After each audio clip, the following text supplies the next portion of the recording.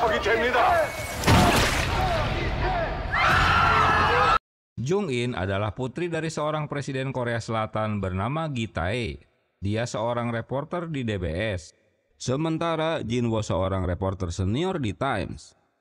Mereka berdua harus memecahkan kasus Gi Tae. Keduanya berkomunikasi di rentang waktu yang berbeda.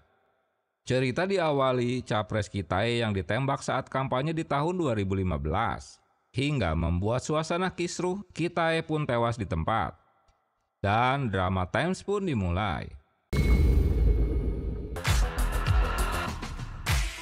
Seorang wanita sedang berlari untuk menemui ayahnya yang sedang menunggu hasil pemilu yang baru saja berlangsung, yang dimenangkan oleh Gi Tae dengan hasil 78%. Sebelum terpilih jadi presiden, Gi Tae adalah seorang wartawan senior. Dalam perjalanan ke Rumah Biru, iring-iringan mobilnya terhenti karena ada rombongan mobil yang melintas dalam situasi darurat untuk memadamkan kebakaran di stasiun Jongpo. Esok harinya, di kantor kejaksaan, seorang mantan presiden bernama Pak Baek sedang diinvestigasi karena diduga tersangkut kasus kepemilikan dana taktis 300 juta dolar. 나문 Pak Baek membantah keterlibatannya. DBS 서정인 기자입니다. 여기는 현직 대통령 따님께서 적어도 우리 서 기자님한테는 Seo Jung-in diberi kesempatan untuk mewawancarai Pak Baek karena mengenalnya sebagai putri Presiden Gi Tae yang menggantikan dirinya. 정치 보복과 공작으로 Jung-in seorang reporter dari media DBS, sebuah perusahaan media terbesar. Dia menanyakan mengapa semua alasan Pak Baek selalu tak berubah sejak ada kasus di tahun 2011, bahwa setiap kasus yang melibatkannya selalu berdalih dengan menyatakan usaha menjatuhkan dirinya karena manuver politik lawan-lawannya. Padahal adik Baek bernama Jung-mi telah mengakui tentang penyuapan dirinya. Tapi tetap saja dia menganggap ada intrik politik. Dalam memberikan jawabannya, Baek hanya membisikkannya pada Jung-in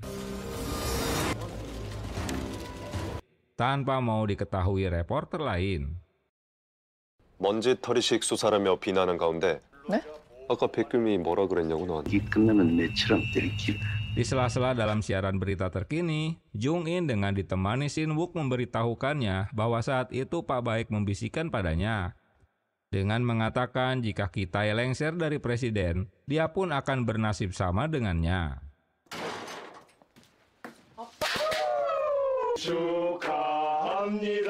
Di bagian lain, tepat di hari kelahirannya, Jung-in mendapat kejutan dari ayahnya dengan membuatkannya sup rumput laut.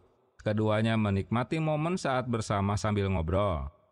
Ayahnya memberitahukan Jung-in tak mungkin presiden yang sekarang menjabat memberikan gerasi pada mantan presiden sebelumnya karena sebuah kasus. Itulah yang akan disampaikannya pada semua anggota partai dan rakyatnya. Dia harus memperbaiki apa yang salah. Setelah mendapat pesan, Jung-in harus bergegas pergi ke kantor karena urusan mendesak. 너 쉬는 날 아니야?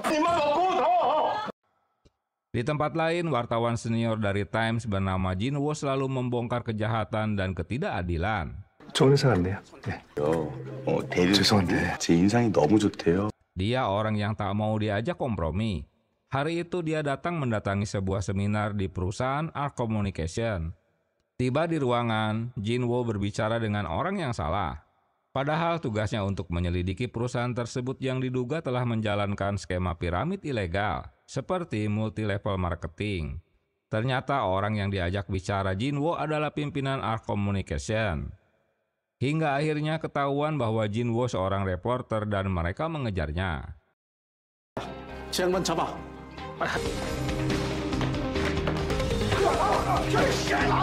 내일 기사 나갈 거니까. Saat Jung-in sedang menulis artikel di kantor DBS, sebuah kantor media terbesar, dia tertidur karena kelelahan. Namun ketika dia terbangun, tiba-tiba dia berada di tahun 2019 atau 4 tahun kemudian.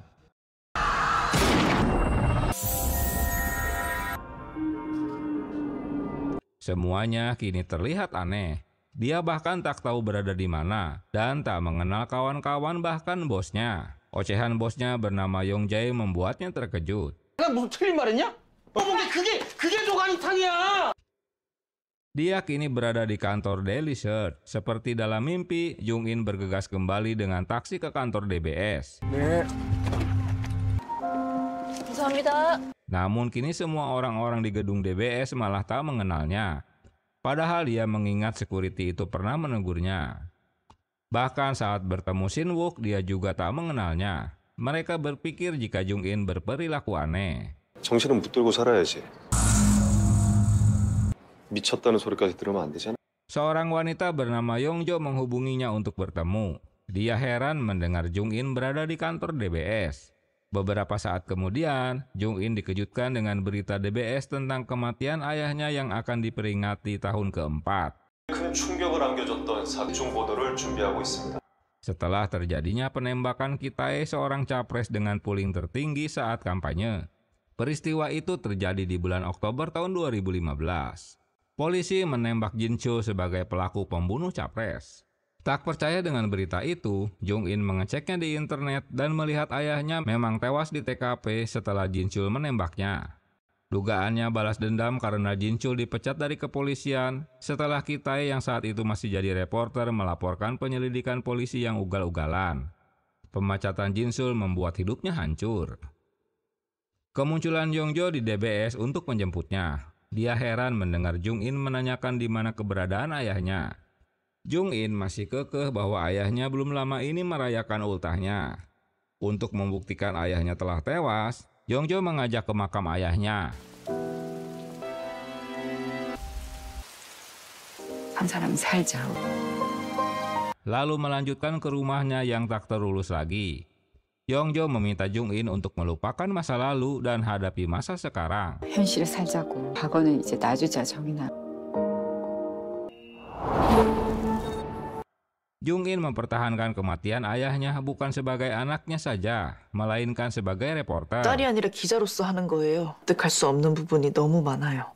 Ada banyak investigasi polisi yang tak dapat diterimanya.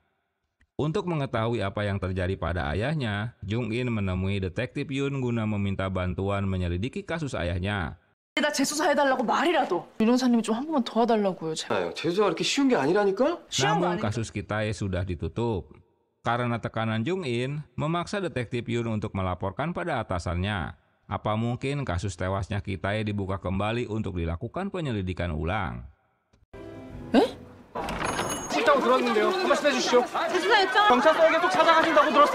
Bocornya informasi Jung In yang ingin membuka kembali kasus kematian ayahnya membuat para reporter memburunya. Kekisruhan di depan kantor membuat Yong Jae ngoceh-ngoceh. Dia yang tak berani memukuli reporter karena takut dituntut, malah menabrakkan perutnya hingga kesakitan. Aduh, koplak ya. Permintaan Jung In untuk membuka kasus kematian ayahnya menjadi berita viral. Namun penjelasan detektif Yun membuat Jung In jadi kesal.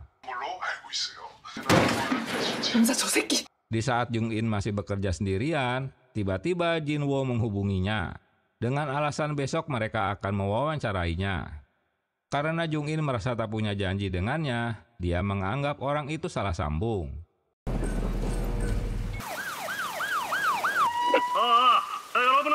Di tempat lain, Jin Woo sedang bersama para pendemo. Kedatangan polisi untuk menangkap para pendemo. Kembali ke Jung In. Setelah menyelesaikan artikelnya, tiba-tiba internet di kantornya mati. Begitu juga saat di rumahnya tak ada koneksi internet. Berita di televisi memberitahukan, usai kebakaran di stasiun Jongpo tahun lalu, mengakibatkan insiden telekomunikasi terjadi, di mana kebakaran terjadi di bawah tanah hingga petugas damkar kesulitan untuk memadamkannya.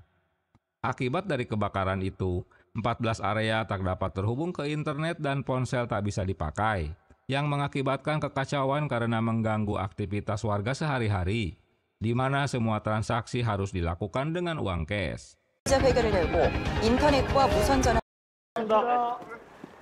뭐라뇨? 저예요. 타임즈 이진우. 전화 잘못 거셨습니다. 끊을게요. Setelah dibebaskan dari kantor polisi, Jin Woo kembali menghubungi Jung In. Anehnya ponselnya dapat menerima panggilannya, padahal semua ponsel tak terkoneksi. Seperti kehabisan pulsa aja deh. Setelah mengetahui jika Jinwo ingin membantu tentang ayahnya, barulah Jung-in bersedia untuk menemuinya. Akhirnya mereka sepakat untuk bertemu di alun-alun Taman Pahlawan. Tiba di lokasi, Jung-in tak menemui siapa-siapa di sana. Sementara Jinwo berada di keramaian di mana kampanye sedang berlangsung. Entah mereka salah tempat atau apa ye. Jung-in terkejut di saat Jinwo memberitahukan bahwa dia sedang menghadiri kampanye ayahnya. Apalagi orang-orang yang terdengar berteriak-teriak menyebutkan nama Kitae. 소리. 지금 여기 사람도 하나도 없는데 무슨...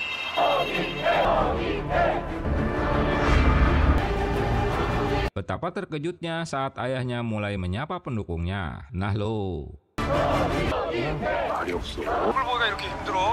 서기 됩니다. Kesal merasa dipermainkan, Jung-in memarahi dan akan menuntut Jinwo. Dia lalu bergegas ke kantor polisi untuk melaporkan Jinwo. 가만 안 둬. 없는 번호라는데요? Saat detektif Yun menelpon nomor ponselnya, ternyata nomor Jinwo tak dikenal. 이놈이 자꾸 돌아가신 우리 아버지 들먹이면서 Di tahun 2015, Jinwo pernah bertemu dengan Jung-in. Saat itu dia memberikan kartu namanya, sambil mengenalkan dirinya dari media Times. Jinwo memintanya untuk melakukan wawancara dengannya. 이진우 맞냐고요. 타임즈 이진우 교통사고 나서 죽었다는 얘기를 들은 것 같은데. Setelah menjelaskan orang itu bernama Jinwo, detektif Yun mengingat bahwa Jinwo telah tewas di Oktober tahun 2015. Setelah mengecek nomor ponselnya yang ternyata sama. 번호가 같아요.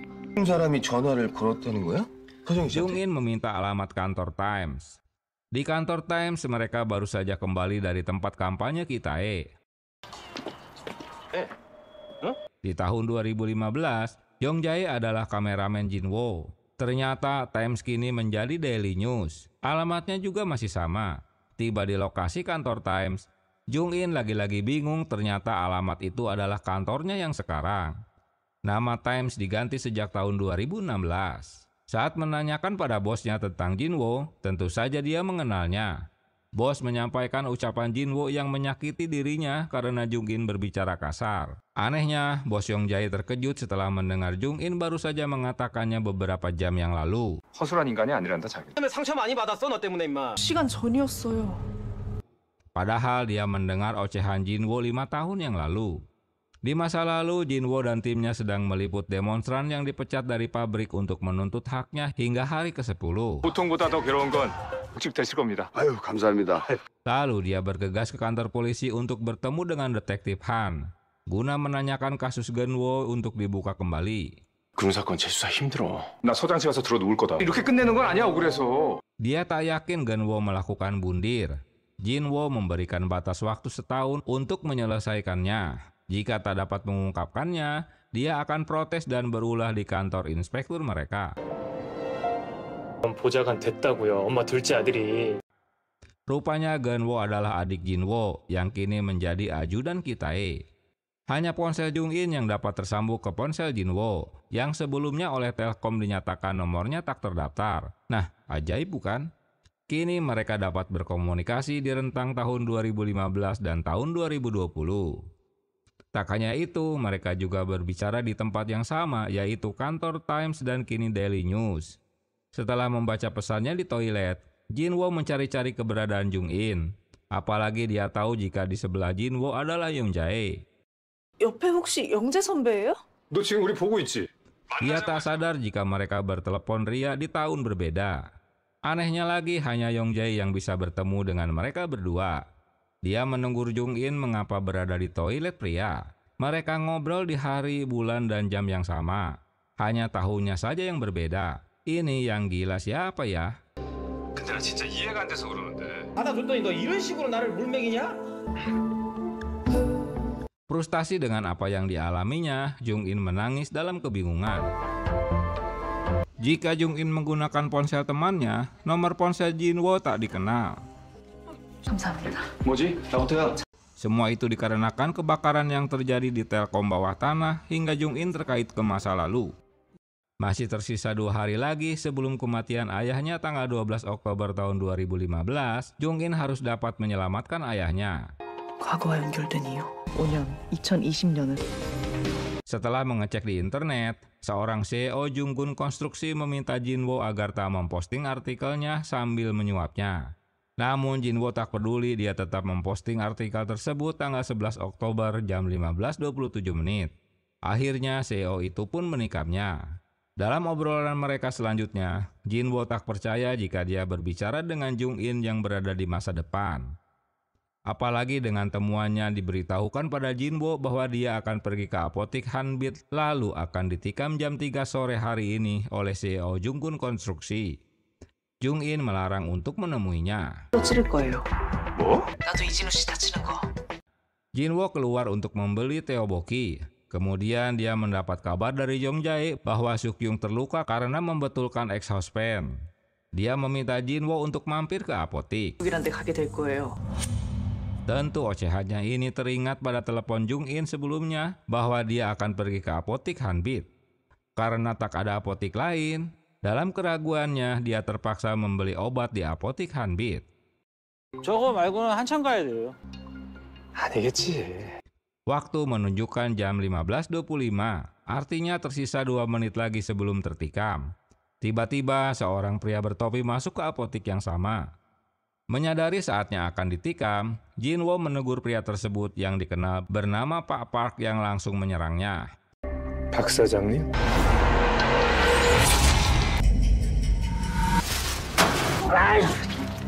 좀 불러주시겠어요?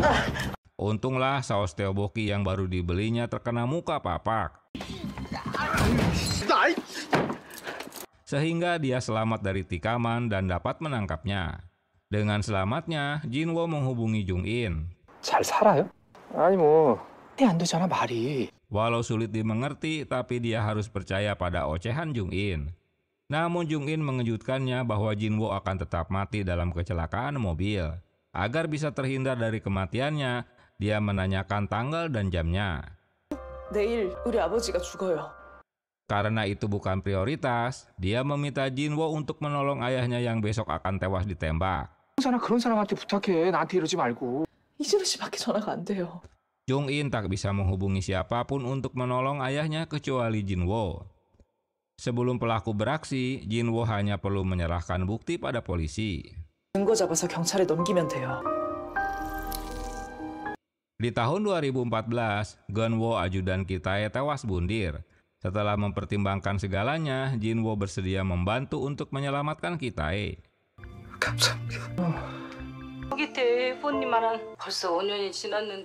Semua berawal saat Jinchul menerima senapan penjualan gelap di terminal Incheon jam 1 siang, yang dia selidiki saat menjadi polisi.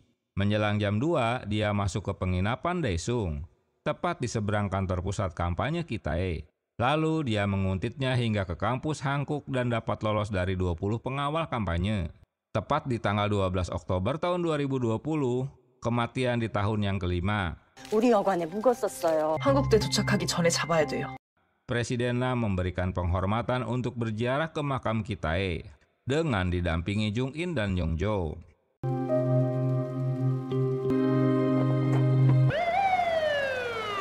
Dalam penjelasan Jinwo, Jinchul sudah tak pulang ke rumah selama 1 bulan dan tak menemukan apa-apa di stasiun Incheon. Lalu dia bergegas ke penginapannya dan berhasil menemukannya. Setelah mendapat petunjuk dari Jung In, dia menguntitnya dari seberang penginapan untuk mendapatkan barang bukti sebelum menghubungi polisi. Saat akan memfotonya, kamera DSLR itu tak ada SD card-nya.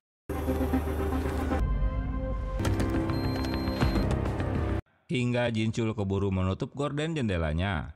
Hade dasar koplak. Dia meminta Dokyung yang juga polisi untuk menangkap basah Jinchul di penginapan. Kini mereka yakin jika polisi telah melakukan penyelidikan asal-asalan. Karena kepergian Jinchul dari rumahnya dan mengambil senapan di stasiun Incheon tak terbukti. 없어. 무슨 소리야?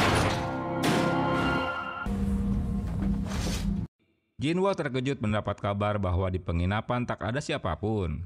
Bagaimana mungkin Jinchul bisa menghilang? Walau tak memiliki bukti, Jinwo memberitahukan Dokyung bahwa Jinchul akan menembaknya di kampus Hankook 1 jam ke depan. Tentu Dokyung tak percaya dengan ocehannya. Emangnya dia dukun? Akhirnya Jinwo sendiri yang harus mencegahnya. 그럴 정황도 없다는 거지 내 말은. 너 믿다가 사람 죽겠다. Setelah Jinwo pergi dari penginapan, barulah Jinchul keluar dari persembunyiannya dan menerima panggilan dari seseorang yang telah menyuruhnya untuk beraksi.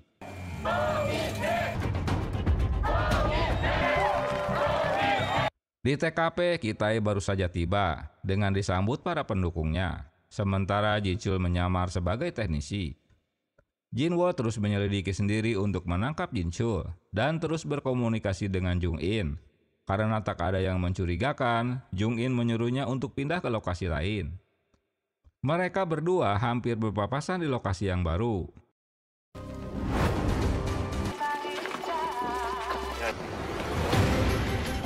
Waktu tertembaknya tinggal beberapa menit lagi. Jung In bergegas ke TKP walau dia tak menemukan apapun.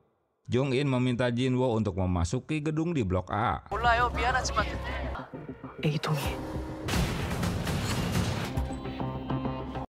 Sementara Jinchul masih mencari-cari posisi untuk menembak Kitai. Setelah mendapatkan lokasinya, akhirnya Jinwo menemukan Jinchul yang saat itu akan beraksi. Dia melemparkan botol ke arahnya hingga pecahan kaca itu membuat senapannya goyah dan tembakannya meleset.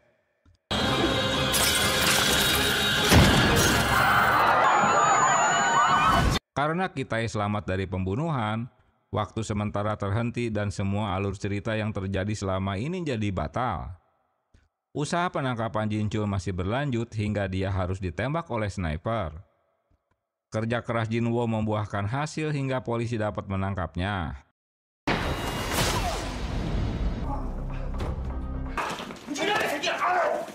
Sesaat kemudian, bel pintu rumahnya berbunyi. Para reporter telah berkerumun untuk mewawancarai Jung In yang tak diduga bahwa Kitai memiliki masalah hukum lain, yaitu kasus tabrak lari ayahnya saat mengemudi dalam keadaan mabuk. Berita di televisi mengungkapkan bahwa Jinchul ingin membunuh Kitai karena dipecat dari kepolisian setelah artikel yang ditulis Kitai. Kitai menjelaskan pada Yongjo jika Jinchul hanyalah kaki tangan seseorang yang belum terungkap. Kitai berencana untuk menemuinya di penjara. Yongjo memberitahukan bahwa orang yang telah menyelamatkannya mengalami luka kecil. Orang itu kakaknya Genwo. Berita di televisi terus menyanjung Jinwo sebagai pahlawan yang telah menyelamatkan Kitai. Setelah kasus pembunuhan Kitai selesai, kini Jung In dihadapkan pada kasus lain yang menimpa ayahnya. Bahwa ayahnya benar telah menabrak Yujin hingga tewas dan dia membakar mayatnya di gudang rumahnya untuk menghilangkan barang bukti.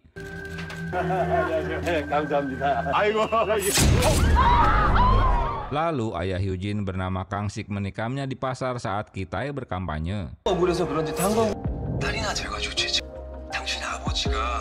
Saat polisi menginterogasi sekretaris Choi, dia membenarkan bahwa malam itu Kitai banyak minum hingga mabuk. Dia juga menyuruh Choi pulang karena akan mengendarai mobilnya sendiri. Menurut analisanya, sekretaris Choi telah memasukkan kesaksiannya. Di tempat lain, Yongjo berusaha menghentikan Jung In agar bisa move on dan jangan berfokus pada masa lalu ayahnya. Namun Jung In punya alasan lain bahwa setelah insiden Jinchul, kini terjadi lagi insiden Kang Sik. Itu berarti memang ada orang yang menyuruh untuk membunuh ayahnya. Jinwo dirawat di rumah sakit karena lukanya. Sesuai janji Jung In sebelumnya, ia memberitahukan kematian Jinwo dalam kecelakaan mobil yang akan terjadi tanggal 18 Oktober jam 23.37 di jembatan Mapo. Dia menyuruh Jinwo agar tak pergi ke arah jembatan tanggal 18 Oktober. Jung In juga meminta bantuannya sekali lagi karena usaha pembunuhan ayahnya masih berlanjut. Untuk memastikan kesaksiannya, Jung In menemui Choi yang kini sudah memiliki usaha sendiri. 아저씨가 위증을 하셨다고 생각합니다. 떠나신다고 아저씨를 돌려보냈을 리도 없어요. 나 찾아오지 마요. Namun kedatangannya diusir Choi karena tak mau berurusan dengan masa lalu. Setelah Jung In pergi, seseorang bernama Do Young datang menemui Choi. Dia mengingatkan agar Choi tetap tak buka mulut. 그게 아니라 도경아. 조용히 입 닥치라고 드린 돈들이요. 제가 최민재 씨한테 드린 그 돈이요. Berkat uang darinya, dia dapat membuka resto dan membiayai putrinya yang sakit. 사인이요? 한 장만 부탁드려요. Sejak dianggap pahlawan, orang-orang kini meminta tanda tangannya. Kitai juga datang menjenguknya. Sebagai capres dia tak mungkin untuk menghentikan kampanyenya. Kitai juga meminta maaf karena tak dapat melindungi adiknya dan berterima kasih karena telah menyelamatkannya. 합시다. 우리가 서현님 살리자고요. 정말 고마워요, 이진호 씨. Setelah kedatangan Kitai, Jinwo memutuskan untuk membantu Jung-in agar peristiwa kasus tabrak lari Kitai dapat terhindar. 그럼 저는 이제부터 선배라고 부를게요. 선배? Jinwo terkejut mendengar Jung-in bekerja di Daily News yang dipimpin Yong-jae masih di kantor bekas Time. Bahkan Yong-jae menikahi Suk-yung bekas sekretarisnya. Jinwo mulai menguntit Kitai yang baru selesai debat di televisi dan menuju ke sebuah resto. Dia menemukan fakta baru jika Kitai tak ikut minum soju. 회사님도 같이 있는 거죠? 그럼. Mereka melanjutkan perjalanannya. Di dalam mobil, Choi teringat sesuatu bahwa sebelumnya Do-kyung menyuruh Choi untuk tinggal di luar negeri selama 6 bulan hingga urusannya selesai. Setelah mendapat tiket pesawat, anak buah Do-kyung datang untuk mengantarnya ke bandara. Choi berpura-pura ingin ke toilet. 같이 들어갔어 집에. 아저씨, 이승을 했어. Lagi-lagi Jinwo menemukan fakta lain jika Choi lah yang menyopirinya, sementara tabrak lari itu terjadi malam ini jam 21.42. Mereka tiba di rumah dan Kitai mengajak Choi ngobrol dulu tentang putrinya yang dirawat di rumah sakit. Setelah Kitai mabuk, Choi mengantarkan ke kamarnya dan bergegas pergi, yang tentu dikuntit oleh Jinwo. 물고 나가는데? 내가 다시 전화할게. Di toilet, Choi berusaha kabur. Karena kelamaan menunggu, akhirnya salah satu anak buah Do-kyung masuk ke restonya. Merasa akan ketahuan, Choi menelpon Jung-in guna mengakui pengkhianatan pada ayahnya. Demi putrinya yang dijanjikan akan segera dioperasi atas biaya Do-kyung.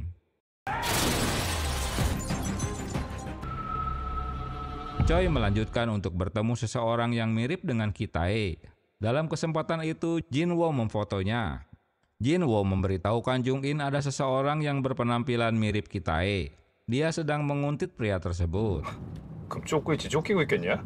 그래서 거기 가는 거야? 가게로 가보려고요, 지금. 뒤에 좌석. Di tempat lain, Jung-in menuju resto Pak Choi. Dalam penguntitannya, pria itu melajukan mobilnya ngebut hingga Jinwo menabrak mobil lain dan kehilangan jejaknya.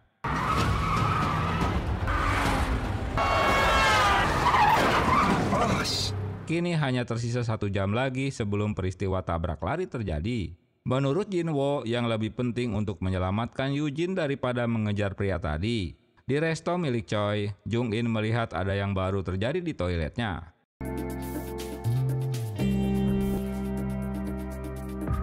Tiba di rumah sakit, Yujin yang seorang perawat baru saja meninggalkan rumah sakit.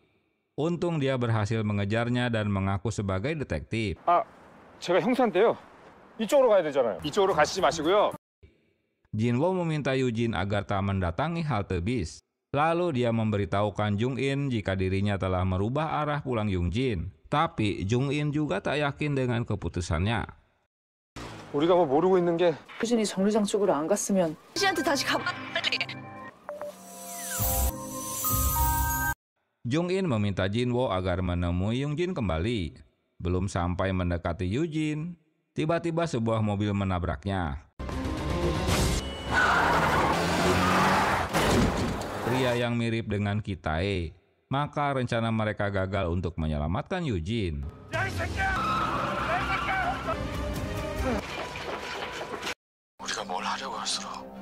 Jinwo berpendapat apapun yang mereka lakukan untuk menghindari peristiwa yang terjadi di masa lalu, maka kejadiannya malah lebih memburuk.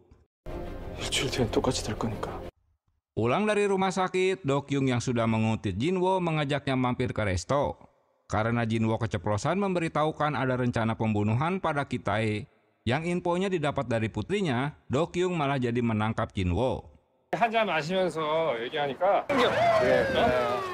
잠깐 나와. 야, 동효아. Sejak ditangkapnya Jinwo, Jung-in tak dapat berkomunikasi lagi.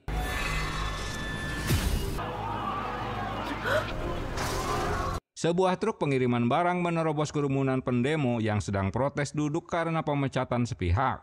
Peristiwa ini terjadi tanggal 14 Oktober jam 10:47 atau 9 jam dari sekarang. 알았어. 내가 갈게. 아저씨? 나 좀 도와줘요, 아가씨. Tiba-tiba Pak Choi menelponnya guna meminta tolong Jung In. Dia disekap di sebuah tempat. 해주실래요? 제가 바로 갈게요. Alasan detektif menginterogasi Jinwo dikarenakan hanya dia yang terlihat di TKP saat Yujin tertabrak. Jinwo tak mau memberitahukan tentang Jung In yang bekerja sama dengannya. Jinwo sudah menjelaskan bahwa dia tak mengenal pelaku tabrak lari, namun polisi tak mempercayai. Detektif Yun menyarankan untuk melepaskan Jinwo, tapi ditolak Dokyung. 보기엔 저항도 한참 부족하고요. 저는 너 같은 놈이 수사 대충 해서 그게 Sementara Jung In masih belum dapat berkomunikasi dengan Jinwo. Dia memberikan pesan padanya bahwa pembunuhan sebentar lagi tak hanya terjadi pada ayahnya, namun ada 8 orang lain yang akan mati esok hari jam 10:47 karena ulah Kang Sik yang juga ayah Yujin pada kerumunan para pendemo. Dia berharap Jinwo dapat mendengarkan pesannya sebelum terlambat. Karena hanya Jinwo yang dapat merubah masa lalu mereka. Sebelum menolong Pak Choi, Yung Jin memberitahukan Yong Jae. Pak Choi memberitahukan agar tak mempercayai siapapun. 그러지 말고 나랑 같이. 괜찮아요. 다시 연락드릴게요. 아저씨, 세요. 다치신 데는요? 찾아갔던 거죠? 죽이려고. Setelah bertemu dengan Pak Choi, beberapa 사at kemudian, Dokyung dan timnya datang ke tempat itu. Ternyata Jung In dijebak olehnya. 못 믿겠고 미안해요. 그놈들이 Rupanya biang kerok kejahatan ini detektif Han Dokyung. Dokyung sudah mengetahui rencana Jinwo dan Jung In untuk merubah masa lalu sambil menginjak-injak ponsel Jung In. 서정희 씨가 진우한테 전화만 안 했어도 Dokyung menangkap Jung In karena dia berhubungan dengan Jinwo untuk merubah masa lalu. 방식은 서기태 의원의 뺑소니 사고 때문에 Berita di radio menyiarkan 5 tahun insiden penyerudukan mobil pada pendemo dan kematian Kitae yang dilakukan Kang Sik. Karena dendam putrinya tewas ditabrak.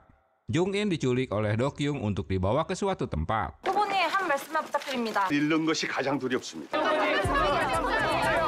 Esok harinya, Capres Kitae akan melanjutkan untuk menemui Jinchul guna menanyakan siapa orang yang mendalangi pembunuhannya. Kitae berjanji akan membayar 100 kali lipat dari upahnya. Aji gile. 나 죽이라고 시킨 사람이 누구예요? 그 정도는 할 수 있는 사람이에요. 아니 100배 해드릴게. Selain itu, setelah 3 tahun, Kitae akan memberikan grasi padanya. Karena iming-iming yang menguntungkan, Jinchul membocorkan dalang rencana pembunuhannya yang tak lain adalah detektif Dokyung. 누굽니까? 한덕영. 뭐? Lalu berdasarkan informasi tersebut, atas perintah atasan, Dokyung segera ditangkap. 인철이 왜 내 이름을 말했냐고요 갑자기. Sebelum naik ke mobil, Dokyung menerima telepon dari dalangnya untuk merubah pelaku penabrakan dari Kang Sik menjadi dirinya. Dengan begitu dia harus kabur dari tangkapan bawahannya.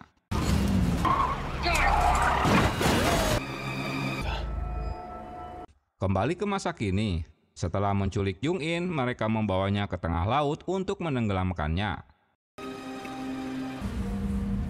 우리 아버지 죽였어?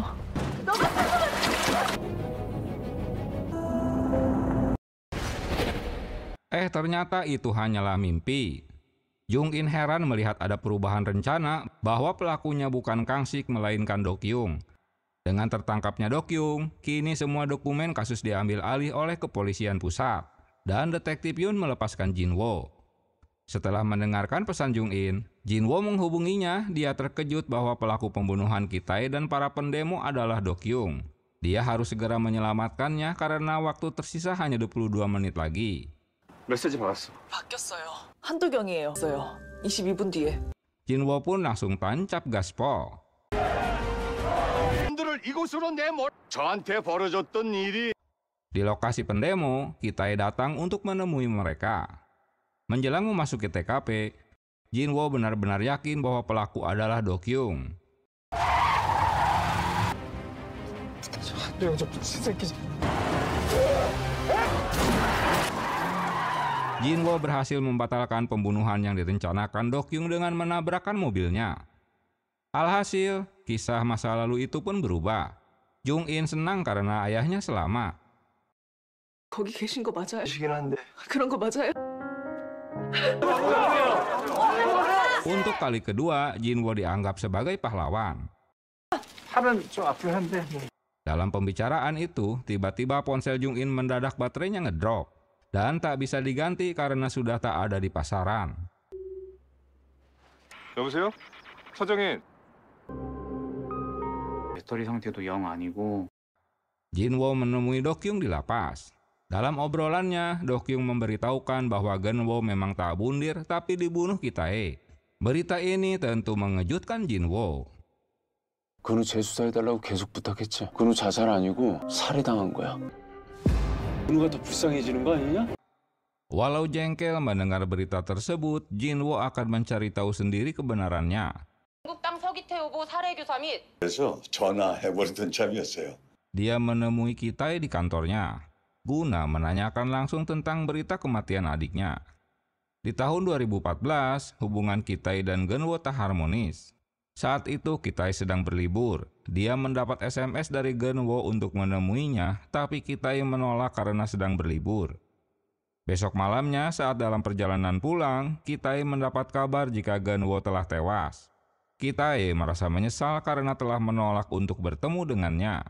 죄송한데 한 가지만 더 여쭤보겠습니다. 생각 없이 쉬고 싶다던 그날에 Dia tak tahu jika Genwo sedang memikirkan tentang bundir. Kitae juga telah meminta polisi untuk menangkap pembunuhnya. Kini mereka harus mencari tahu siapa dalang di belakang aksi Dokyung. Dan mereka bersepakat untuk terus bekerja sama. 들어가세요. 저랑 잠깐 얘기 좀. Dengan selamat ayahnya dari 2 kali pembunuhan, kini Jung In kembali bekerja di DBS. Yong Jae memberikan laporan yang didapat reporter Choi dari kantor polisi bahwa Soso tewas terjatuh dari lantai atas karena bundir. Tahun 2014 sebelum tewas, Genwo ingin memberitahukan sesuatu pada Jinwo. 바쁘니까 내가 나중에. 형 지금 좀 볼 수 있어? 끝나서. 너 어딘데? 명동. 형한테 줄 것도 있고. Namun karena dia masih sibuk dengan meliput aksi demo, dia menyuruh adiknya untuk menunggu di kantor. 진우야. 아, 조경이야? 웬일이야? Saat Jinwo tiba di kantor, dia tak menemukan adiknya, malah mendapat berita buruk dari Dokyung jika Genwo baru saja tewas. Tiba di TKP, adiknya sudah tak bernyawa.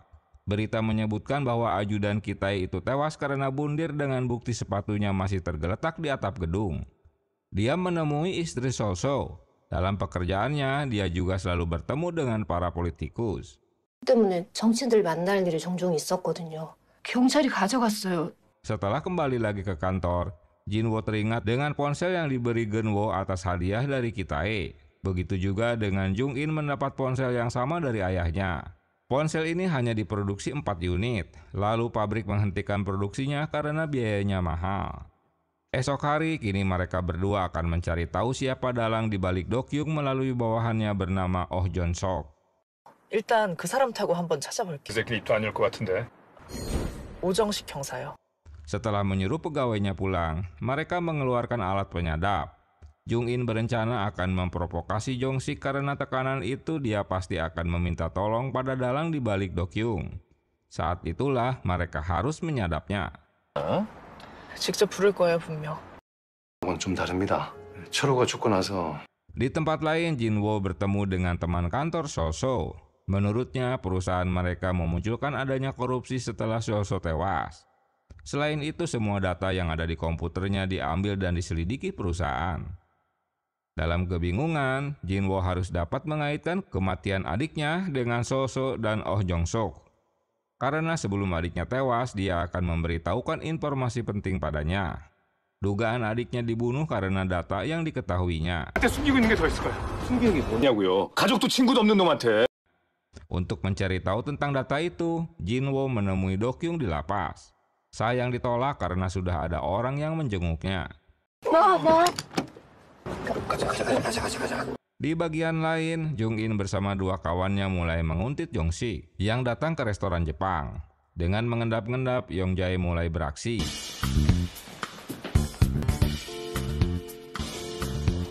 Setelah kembali ke mobil, tak ada pembicaraan yang tertangkap.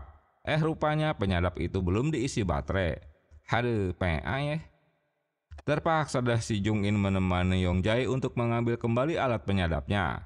Saat itulah Jung In melihat Jong Sik melintasinya dan dia terkejut ternyata orang yang ditemui adalah Yong Jo alias orang kepercayaan ayahnya. Setelahnya Yong Jo menemui Do Kyung.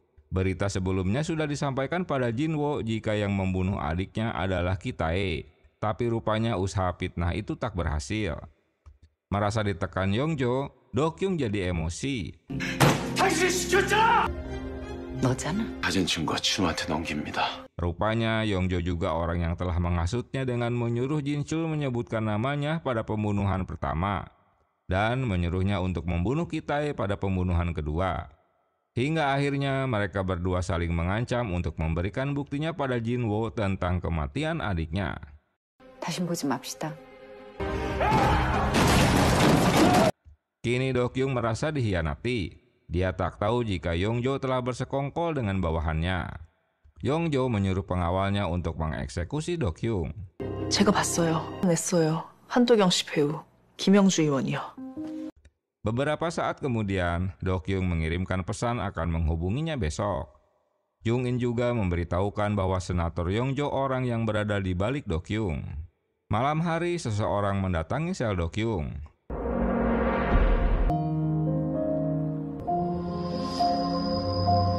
Esok harinya, berita di radio menyiarkan tentang kematian Do Kyung karena bundir. Bukti surat wasiat ditemukan di selnya.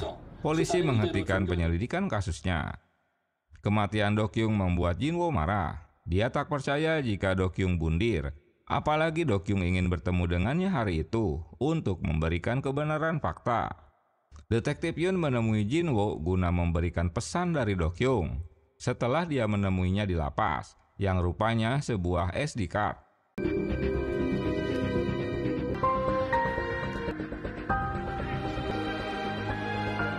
Setelah melihat isi SD card itu, rupanya rekaman CCTV saat adiknya diculik dari kantor Times. Setelah malam itu, dia memang sedang menunggunya di kantor. Jin Wo mencari-cari di mana data yang disembunyikan Gen Wo di kantornya. Dia teringat dengan saran adiknya untuk membetulkan ex-houseman kantornya yang rusak. Dia pun mulai mencarinya.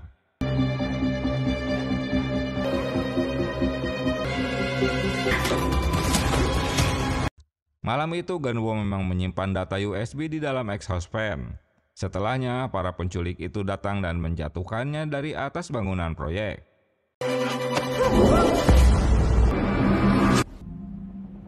Jin Wo terkejut bahwa data yang didapat dari USB tentang sponsor korupsi JC Telkom untuk mendukung Senator Yong Jo dalam politiknya di tahun 2014.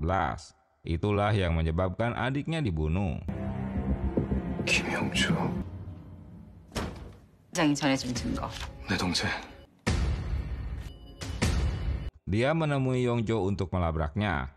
Namun Yong Jo yang sudah tahu hal itu bakal terjadi karena ancaman Do Kyung sebelumnya, Yong Jo yang memiliki ponsel Gen Wo memperdengarkan rekaman Gen Wo yang ada di ponselnya saat perselisihan Gen Wo dan Kitae. 우리 같이 청와대 가야지. 특히 인정하고 물러나십시오. Kitae meminta Gen Wo untuk segera menghentikan aksinya karena mereka sebentar lagi akan memasuki gedung biru. Yong Jo mengingatkan Jin Wo seharusnya dia percaya pada Do Kyung saat memberitahukan Kitae adalah pembunuh adiknya. 그랬으면 한 팀장까지 그렇게 안 됐잖아. Di tempat lain, Jung In melihat ada perubahan mendadak yang terjadi tepat di jam 11.33.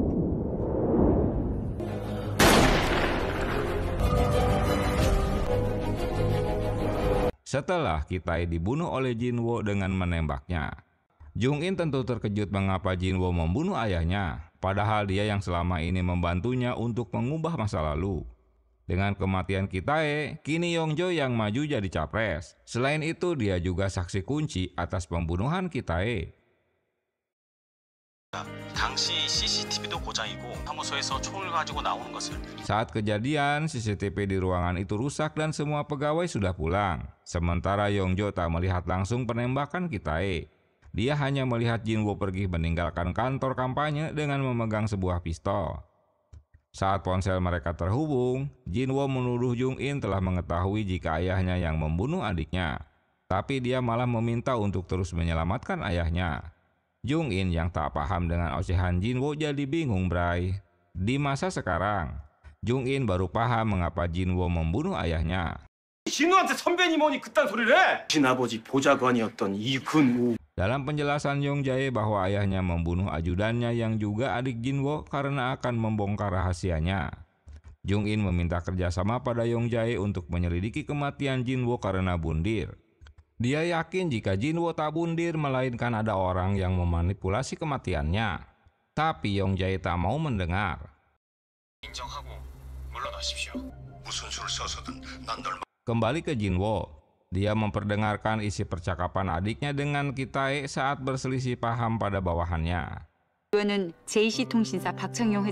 Penjelasan Yongjo bahwa Kitae telah menerima dana ilegal dari CEO JC Telecom bernama Chan Yong untuk mesin politiknya. Semua jadi kisruh di saat Genwo mengetahui hal ini. Shosho juga dibunuh bersamaan dengan Genwo tanggal 24 Oktober tahun 2014 jam 23:22. 알잖아요, 둘 다. Jinwo mengajak kedua bawahannya mulai menyelidiki apa yang terjadi di JC Telecom. Shosho mencuri buku besar perusahaan yang berhubungan dengan tokoh politik dan memberikannya pada Genwo. Itu sebabnya mengapa mereka berdua dibunuh. 도대체 어쩌려는 거야, 김현? 뭘 어째요? 저만 믿어요. Jinwo mendapat informasi dari pegawai JC Telecom bahwa setiap tahun JC Telecom mengadakan acara lelang amal. Dan setelah acara itu usai, Shosho mulai bertingkah aneh. Di tahun 2015, setahun sudah Genwo tewas. Jung In menemui ayahnya yang merasa kehilangan dengan kematian Genwo karena dia telah menganggap Genwo sebagai anaknya. Di tahun 2020, Jung In menghubungi kembali Jinwo tapi ponselnya tak aktif. Dia memberikan pesan padanya bahwa ayahnya sangat menyayangi Genwo. Dia berjanji akan mengungkapkan apa yang terjadi dengan Jinwo dan ayahnya. 알려주세요. 되돌릴 수 있어요. Jung In menemui Yong Jae untuk mengetahui apa yang terjadi sebelum Jinwo membunuh ayahnya.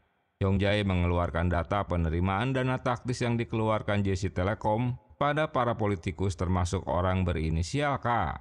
Saat itu Jinwo dan Yong Jae menghadiri acara amal selanjutnya yang dihadiri juga oleh Kitae. Setelah Yongjo membisikkan pada Kitae, mereka pergi ke lantai atas. Jinwo yang menguntitnya dilarang ikut naik ke lantai atas. Namun tiba-tiba Yongjo mengaku jika mereka bersamanya.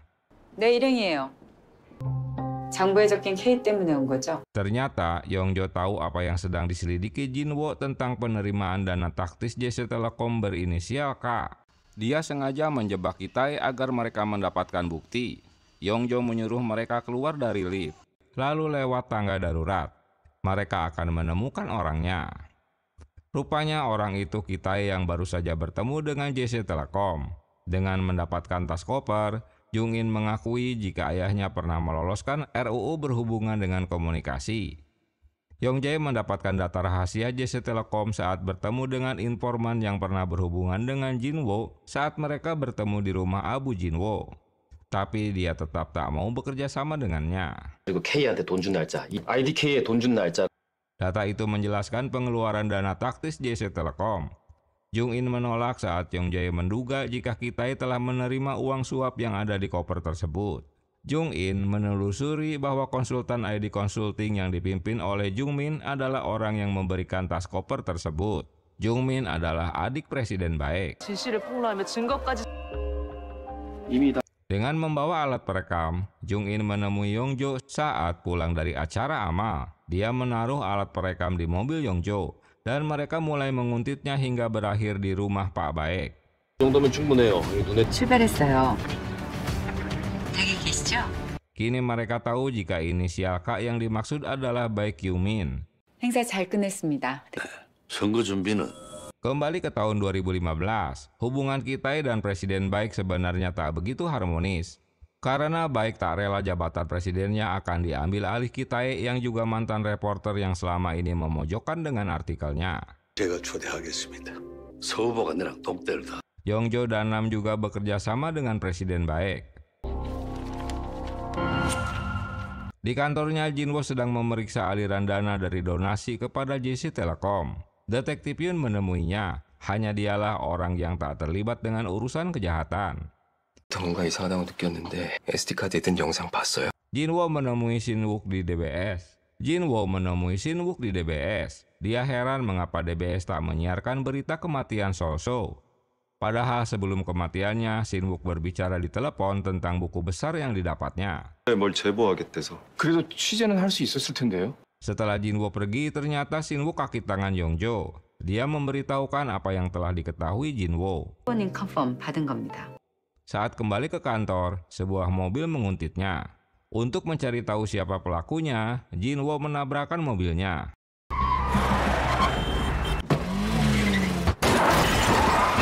Dan merebut ponselnya, hingga tahu Kitae orang yang telah berhubungan dengan mereka. Atas perintah Yongjo, polisi menangkap Jung-in dan mengambil ponselnya. Jangan dibiarkan dia menggunakan ponselnya hingga jam 12:42.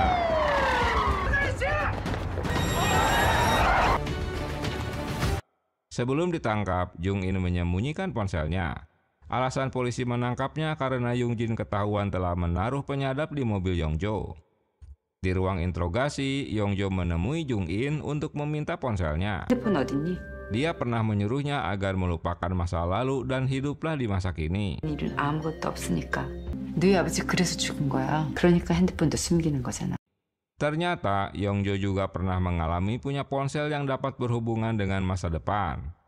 Di tahun 2015, dia mendapat telepon dari Presiden Nam yang saat itu di tahun 2019. Presiden Nam meminta Yongjo untuk menghentikan Kitae yang akan menjatuhkan mereka. 왜 아까부터 이상한 소리를 하고. 야말로 뭔 소리를 하는 거야? Sesaat kemudian, Yongjo yang berada di tahun 2019 juga muncul di hadapannya. Hingga membuat Presiden Nam keheranan. Ada ayah-ayah baik bikin pusing alur ceritanya. Yongjo mengingatkan jika Jung-in tak bisa merubah masa lalunya lagi. 이제 너한텐 Karena sebentar lagi ponselnya akan rusak dan tak bisa diganti baterainya. 충전도 안 될 거고. Yongjo meninggalkan Jung-in jam 12:10. Berarti masih tersisa waktu 32 menit lagi untuk merubah masa lalunya. Saat detektif Yun menemuinya, Jung-in berhasil meyakinkan untuk mengambil ponselnya karena ada bukti di ponselnya, guna membatalkan pembunuhan Kitae yang dilakukan Jinwo. Polisi kesal dengan menghilangnya mereka berdua. Setelah mendapat ponselnya, Jung-in menghidupkannya kembali. Saat itu Jinwo menemui Kitae sambil menodongkan pistolnya karena dia percaya dengan apa yang baru didengarnya di ponsel adiknya. Jinwo tak ragu-ragu ingin membunuh Kitae. Sebelum menembaknya, Jung-in menelponnya. Dia memberitahukan bahwa dalam pembunuhan Do-kyung dan Kitae sebelumnya adalah Yongjo, Pak Baek, dan Pak Nam. Itulah yang ditulis Geunwo dengan inisial namanya. 남성범 백규민이에요. 아버지를 죽인 배우에도 그 사람들이 있어. Bahkan hingga tahun 2020 mereka tak dapat mengusut kasusnya. Jika Jinwo membunuh Kitae, maka Jinwo juga akan dibunuh dan mereka akan menutupinya sama dengan kasus Do-kyung. Sesaat kemudian, Jong-sik datang untuk menangkap kembali Jung-in. Namun detektif Yun menahan hingga akhirnya dia ditampoli teman-temannya.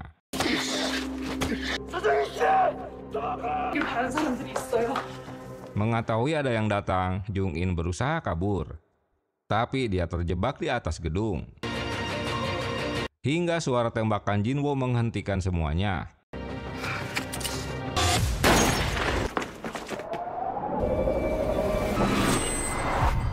Ternyata Jinwo menembak kaca jendela dan membatalkan Kitae dan Jinwo terbunuh.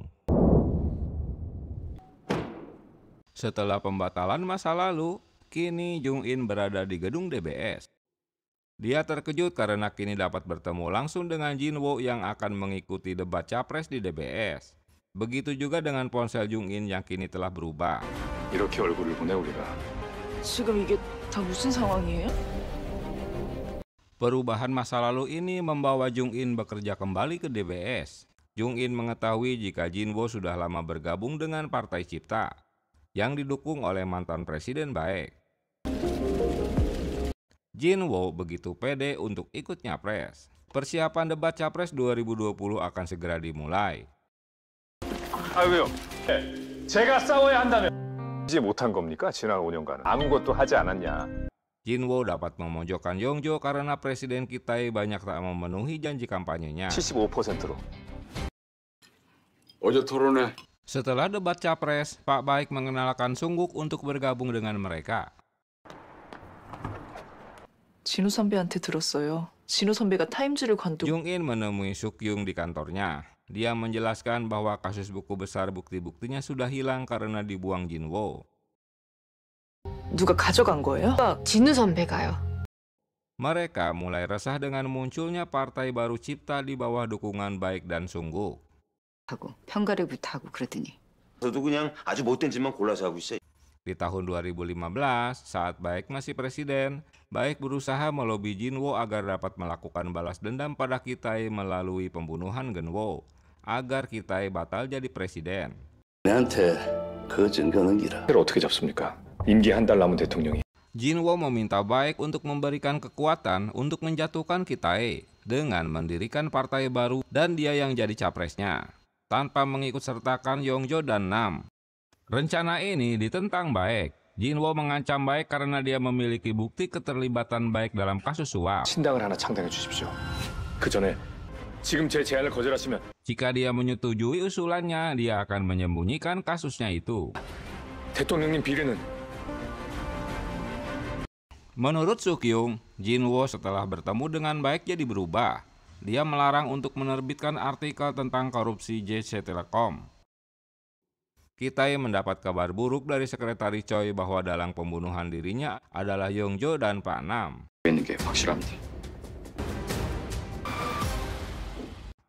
Yong-jo memberikan ponsel pada Kitae bahwa bukti keterlibatan dirinya, Pak Nam dan Pak Baek ada dalam ponsel tersebut. Dia ingin mendapat kepercayaan lagi darinya sambil berlutut memohon ampun. Karena untuk menghentikan Jin-woo, Kitae membutuhkan bantuannya. 절 이용하세요. Ternyata Yong-jo mengkhianatinya karena mendengar hasutan Nam saat menelponnya di tahun 2019 atau 4 tahun ke depan. Jika Kitae akan meninggalkan mereka setelah jadi presiden. 우리 모두 버릴 거라고. 지금 믿으라는 거야?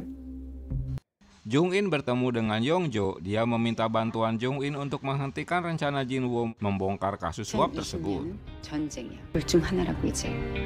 Untuk mencari tahu kebenaran tentang ayahnya, Jung-in menemui Jin-woo. Kali ini Jin-woo memberikan buku besar yang dicuri dari kantor CEO JC Telekom di kantor rahasianya 5 tahun yang lalu. 5년에 입사했거든. 그래서 이걸 찾은 거고.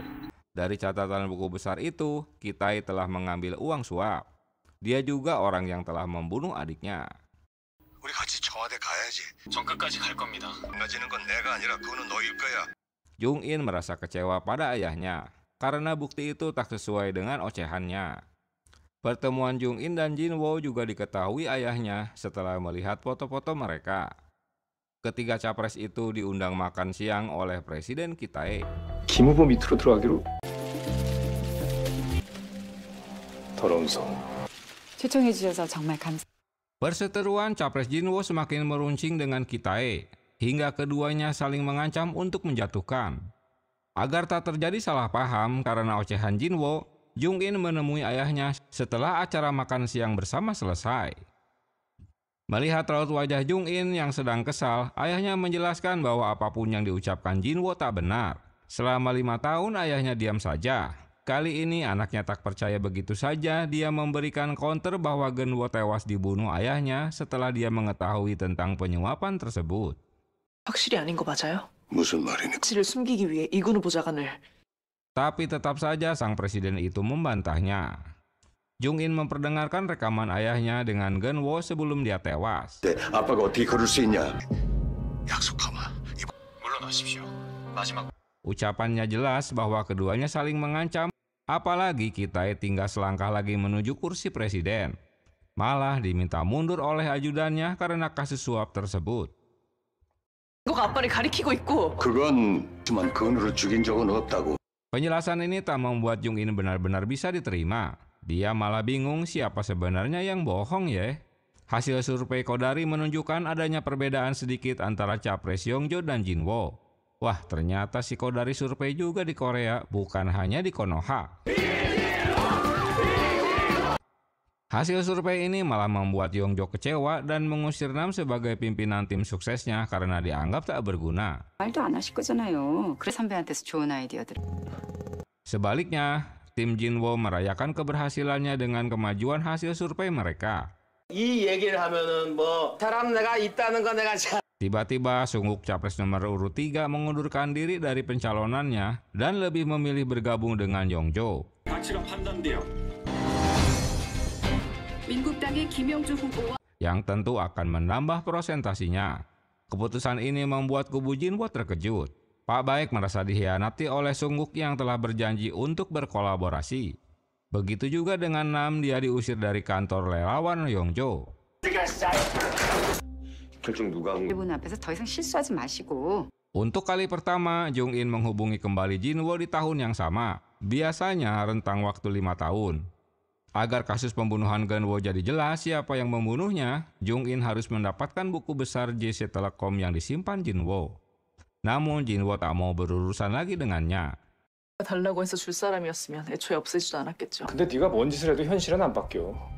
Dia menyuruh Jung In agar dapat menerima kenyataan jika ayahnya memang pembunuh adiknya. Sinwook yang kaki tangan Yongjo terus memberitahukan apa yang sedang dilakukan Jung In. 사실 5년 전에 잃어버리신 거라 찾을 확률이 없는데 했으면 늦게라도 답이 와 있을 수도 있거든요. Jung In menemui JC Telekom untuk mencari tahu tentang korupsi di perusahaan itu 5 tahun lalu. Tentu pegawainya kesulitan karena semua dokumen mereka menghilang.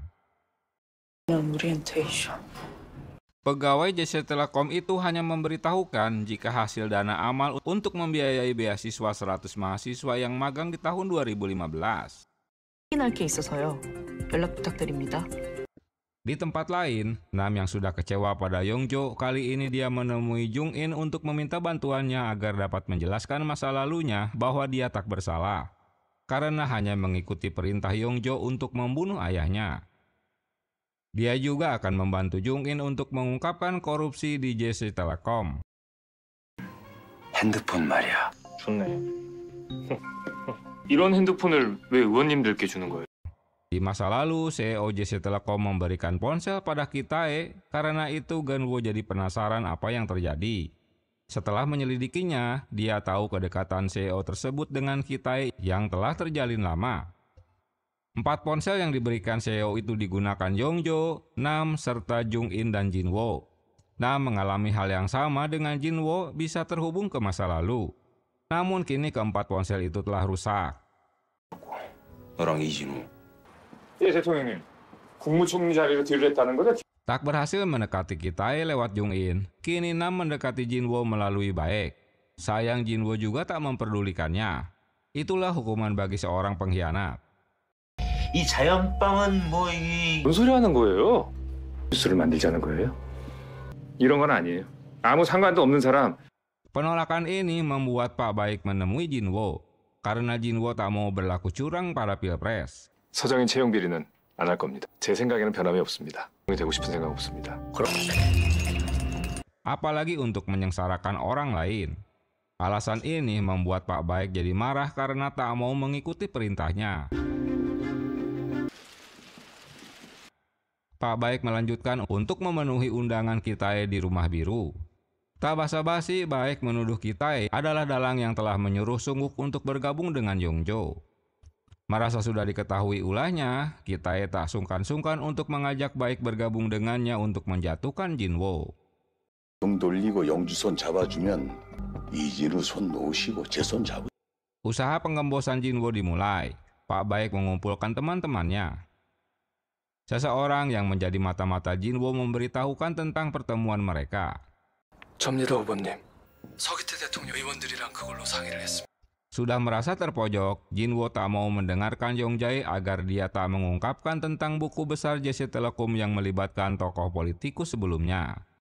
대선 전에 그런 분위기 조장하면 여론이 그 사태 분위기까지 몰고 갈 수 있어. Di tempat lain, Jung In mendapat rekaman di acara pemberian beasiswa JC Telekom tahun 2015 dan mendapati Jinwo ada di ruangan tersebut. Agar Jung In tak merubah masa lalu untuk mengungkapkan kebenaran, diam-diam Jinwo mengambil ponselnya. 진실 같은 거 밝힐 필요 없다고. Saat konferensi pers, Jinwo membeberkan kasus buku besar yang didapatnya bahwa 3 politikus yaitu Baek, Yongjo, dan Ki-tae telah menerima suap dari JC Telekom untuk proyek baru mereka. 오래전부터 로비해온 정치인의 명단이 있는 분들께 밝힐 것을. 새끼가 진짜. 실 자격이 없습니다. Tahun 2015, Yongjae memberitahukan teman-teman reporter untuk mendukung partai barunya. Di toilet, Jinwo memang benar mengambil ponsel 5G milik Jung In. 네, 대통령님. 들어가기 전에 전화드렸습니다. Sebelum memberikan konferensi pers tentang berdirinya Partai Cipta, dia memberitahukan Presiden Baek.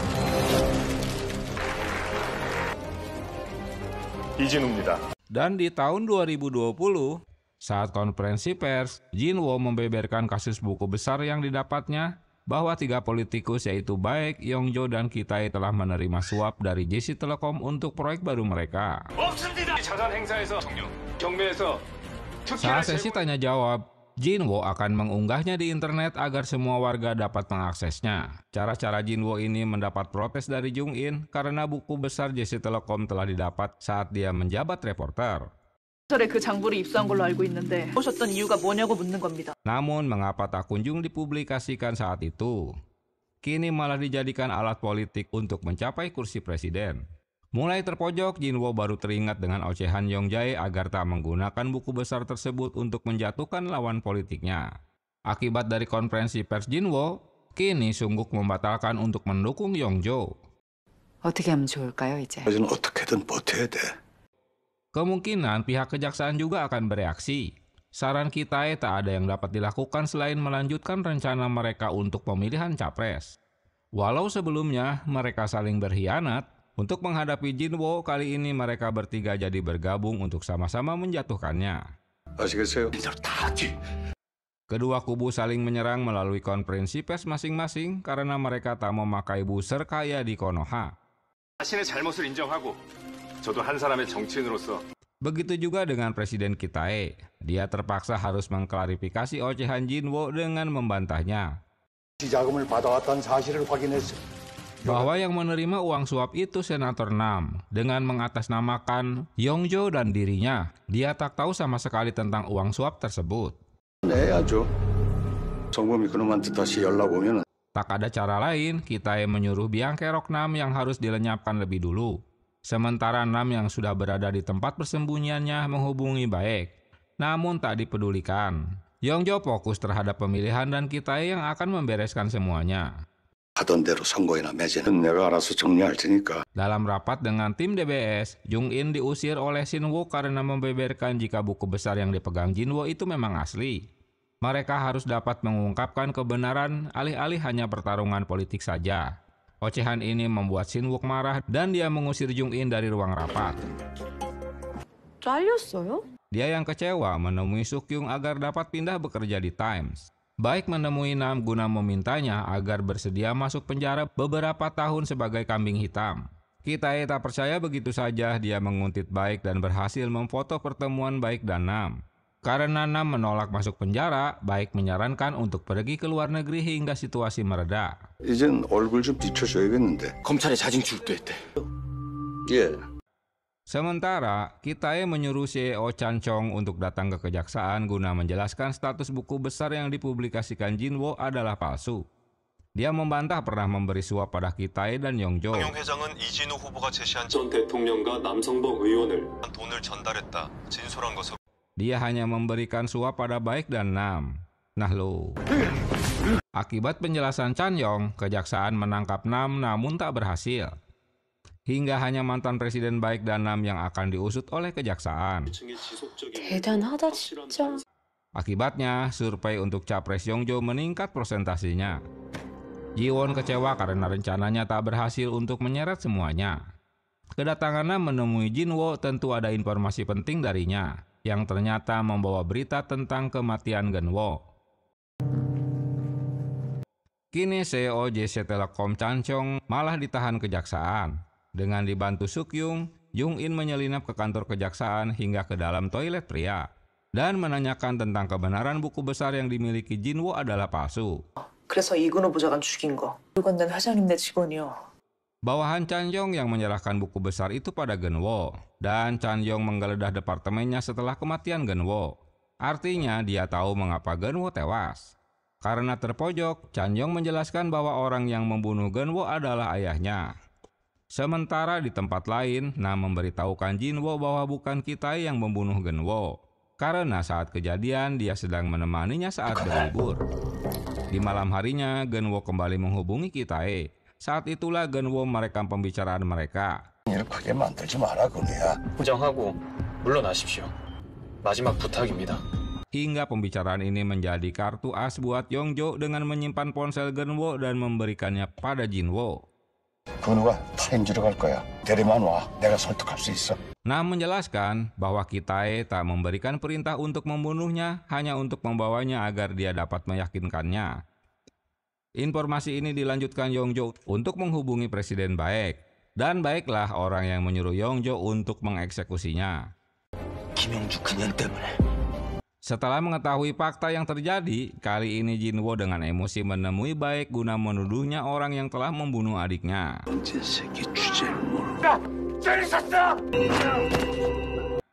Jung In lalu menemui ayahnya setelah bertemu dengan CEO Chan Yong.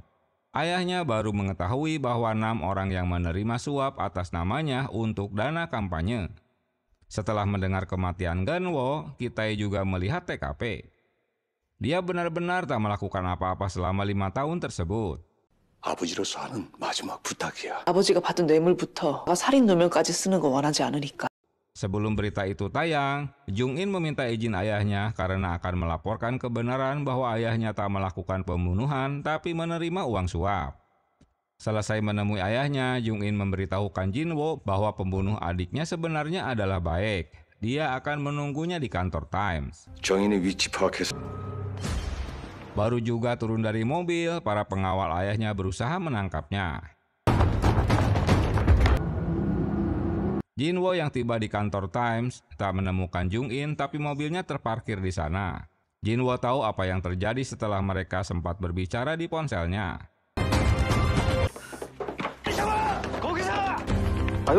Menyadari ada yang mengancam Jung In, dia pun pergi untuk mencarinya. Sementara Kitai menyuruh pengawal untuk menangkap anaknya karena berita yang sedang disiapkannya akan melengsarkannya dari kursi kepresidenan. Saat mereka sudah bertemu, Jung In yang sedang berlari mendekati Jinwo tak lihat-lihat jalan lagi, hingga dia tertabrak truk yang melintas. Kasihan. Peristiwa ini terjadi di hadapan Jinwo.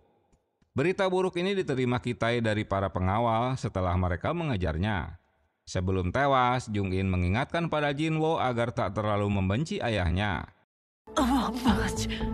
Berita DBS menyiarkan kematian Jung In tepat jam 15:20 karena kecelakaan mobil. 대통령은 조문객을 있다는 뜻을 밝혔습니다. Jinwo datang ke rumah duka untuk memberikan penghormatan terakhir pada Jung In. Pak Kitai menanyakan pesan terakhir apa yang disampaikan anaknya sebelum tewas. 조금만 더 빨리 밝혔어도 걸음하기 힘들었을 텐데 전부 우리 잘못입니다. Jinwo menyampaikan pesan anaknya agar dia mengungkapkan kebenaran. Jung In meninggal karena ulah mereka. Jinwo berjanji akan mengungkapkan kebenaran. 뭐 하려는 거예요? Rencana ini ditentang Yongjo karena mereka berdua sedang berkompetisi capres. Namun Jinwo tak peduli. Yongjo memanfaatkan Jongsik untuk menangkap Jinwo dan mengambil ponselnya. 그니까 뺏어! 안 되면 죽여서라도! Sementara Jinwo datang ke rumah Abu dan Jongsik tak menemuinya di kantor Times. Di sana Jinwo mengambil ponsel 5G miliknya. Hingga mereka dapat menemukannya di rumah Abu dan berusaha menangkapnya.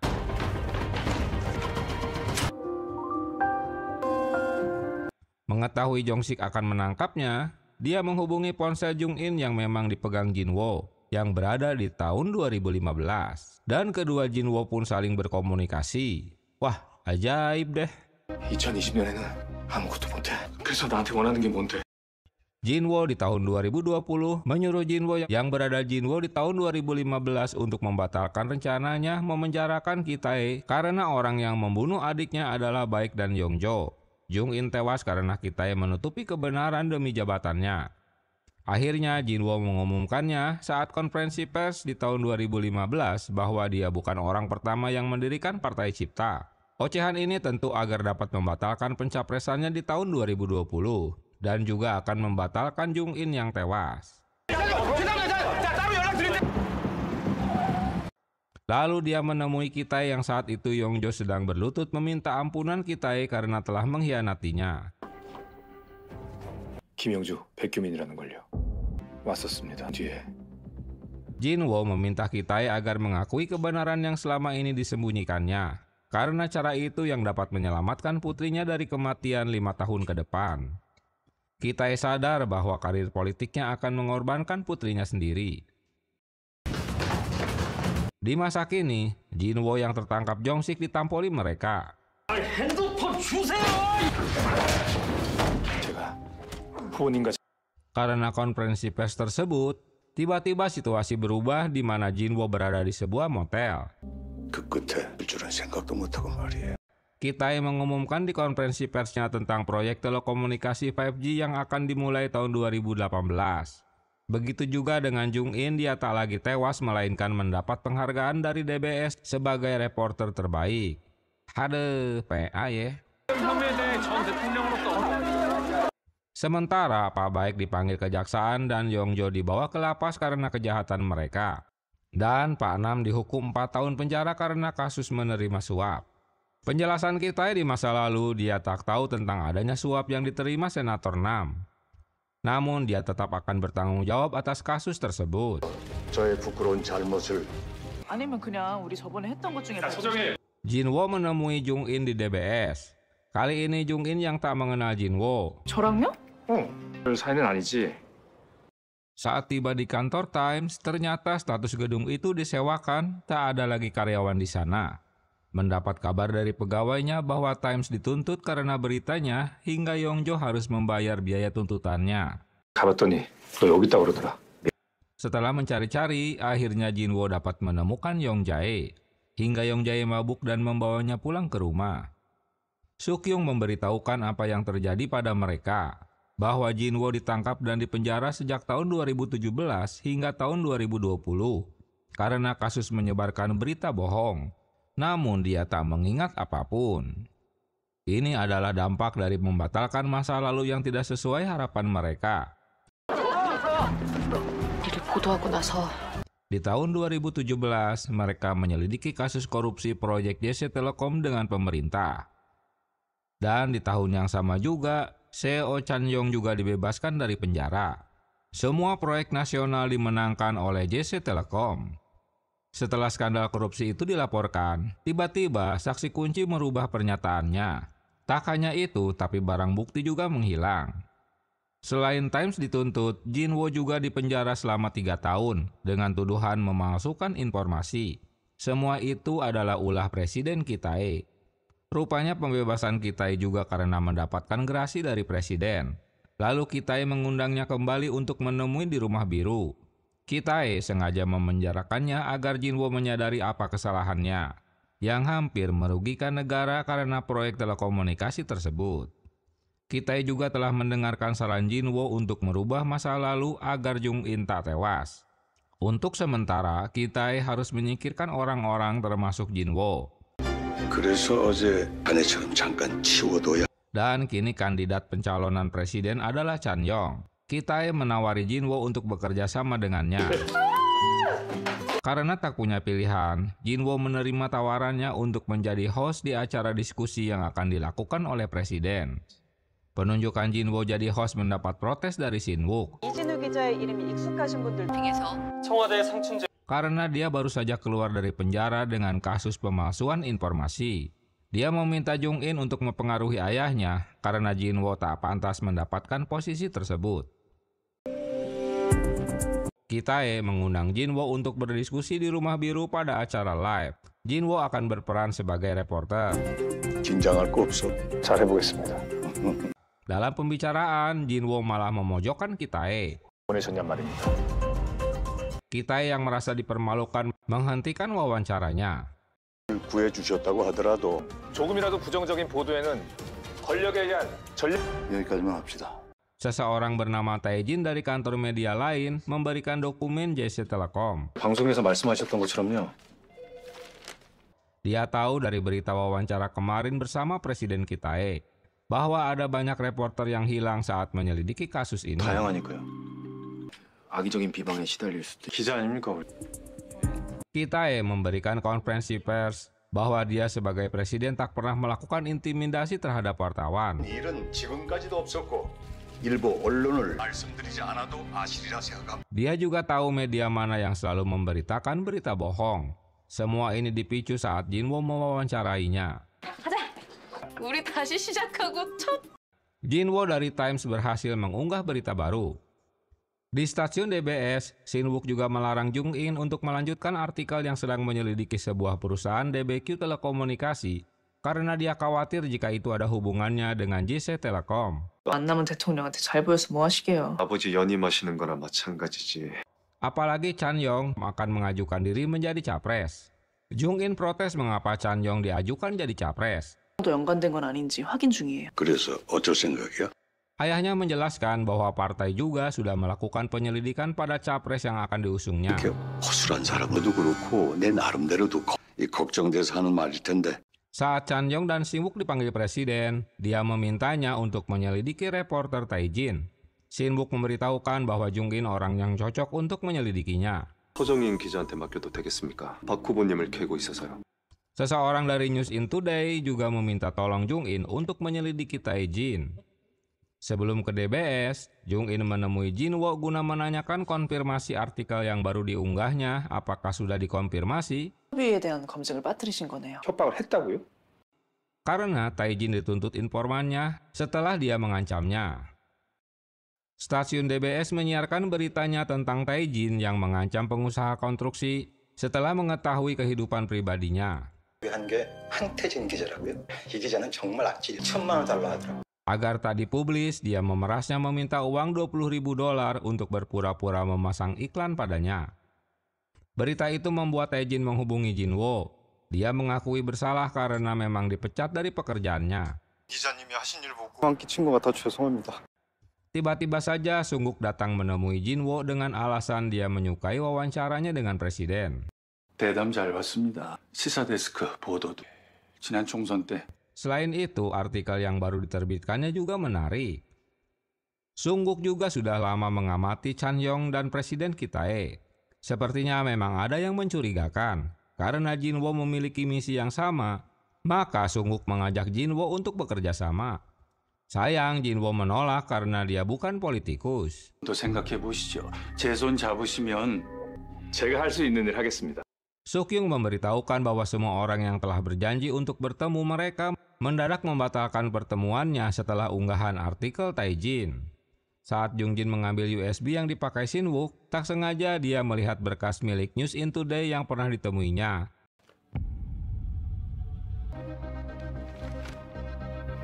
Rupanya Shin-wook diam-diam akan menjadi pers perwakilan kepresidenan tanpa memberitahukan Jung-in. Shin-wook terpaksa melakukannya karena permintaan ayahnya untuk membantu Chan-yong. 설마 선배가 제보자 심은 거예요? 나한테 가서 거짓말 하라고? 딸이 하나 때문에.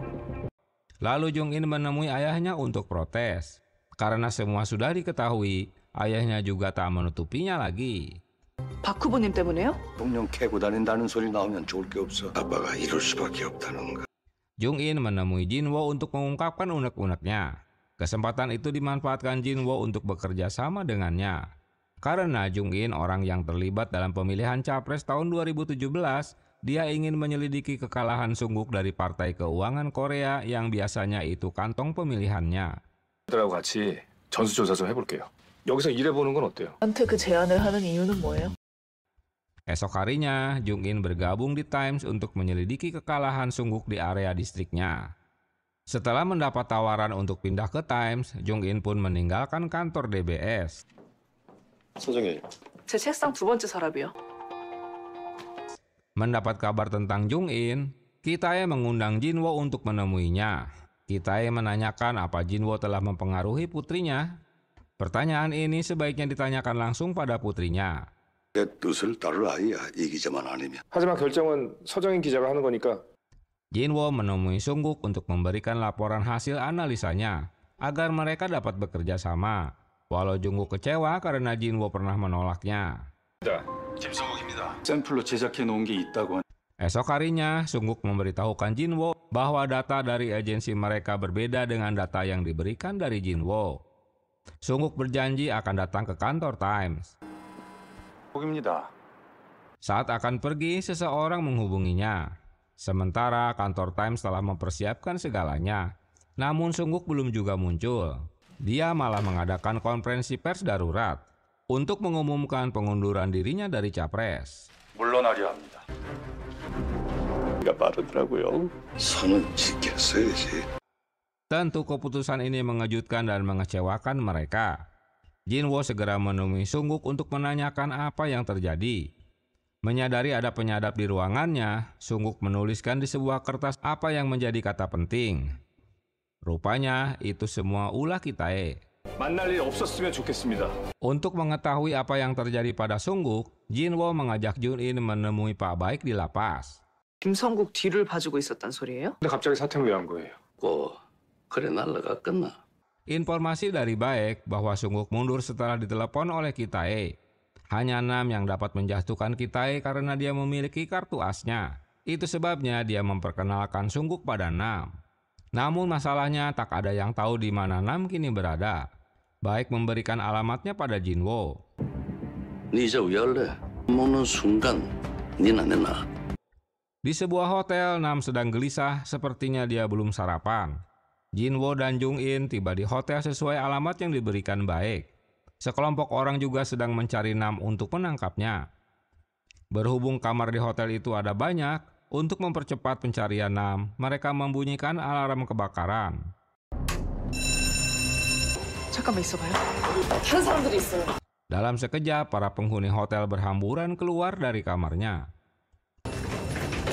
말씀드릴 수가 없고요. 후보님이 보내서 왔습니다.